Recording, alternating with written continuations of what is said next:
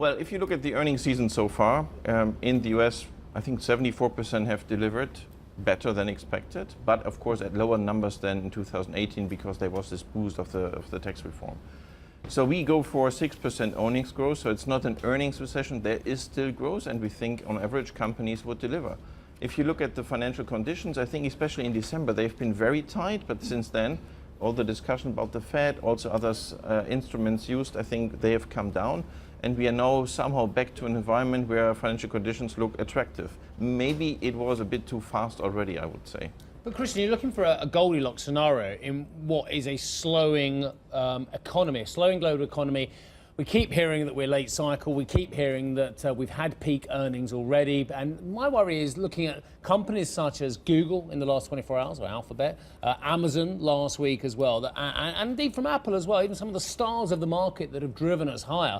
We're actually beginning to see concerns about overall sales and margins as well in many ways, and customer acquisition costs as well. So I think there are a lot of storm clouds. Plus, if we get a much swifter slowdown in China than many people are saying at the moment, we could be in for a very torrid time, couldn't we? Well, yes, I would agree. So the environment is, of course, not as easy as in the past. So what we do from a portfolio management perspective, so far you could do momentum trades, buy the dips. I think now we need to change that and also be a bit counter-cyclical, sell the rallies.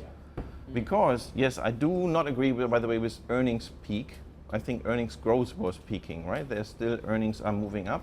But of course there is less growth globally, and we will see the implications. So what we have seen so far in the markets, of course, I like in the first 5 weeks of the year, but it won't continue like this. So that's why we want to be a bit counter-cyclical as well and sell the rallies. Which begs the question, where will the casualties be this year? Because last year, Europe, emerging markets underperformed versus US markets, and then back end of the year, the US corrected lower to try and meet the rest.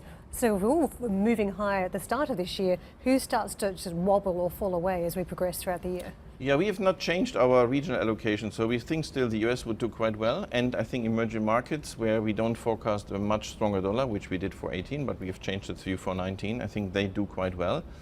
Europe is lagging a bit behind, not massively on performance, but in Europe we see lower growth, we see lower earnings growth as well. So I think there needs to be a trigger for Europe to perform better than the other regions. The ECB? Is there anything that the central bank could do this year that would actually set the scene for a better environment? I think, yeah, it could be a trigger, but I don't expect much from the ECB this year, to be very honest. But if you look at Europe, the largest sector is financials. So of course there would be implications. Everyone looks what is the ECB doing, and if the ECB were to move, I think that would be a trigger for money to come into Europe, and we have seen massive outflows out of Europe. Hi, I'm Joanna Bersecci, and thank you for watching. You can check out more of our videos by clicking on the boxes on the screen. And don't forget to subscribe to our channel for more from CNBC International. Thank you for watching.